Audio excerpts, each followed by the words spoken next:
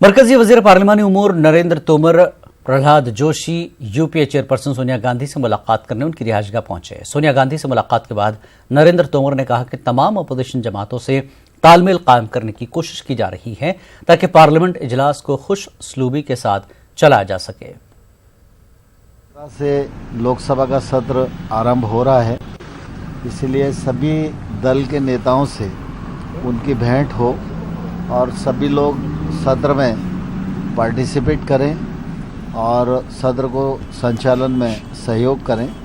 इसलिए व्यक्तिगत रूप से हमारे संसदीय कार्य मंत्री जी, राज्य मंत्री जी, सभी लोग सभी नेताओं से मिल रहे हैं। इसी परिप्रेक्ष्य में यूपीए की लीडर श्रीमती सोनिया गांधी जी से भी आज भेंट हुई है और उन्होंने कहा है कि हम सभी मामलों में बातचीत करेंगे, विचार विमर्श। हमारे सीनियर नेता ने बोला है we have just requested for their cooperation and she has told that we will be constructive. आपको लगता है जो बिल पिछले संसद सत्र में पास नहीं होते इसमें हो जाएंगे? We are optimistic, we are hopeful, हम आशावादी है।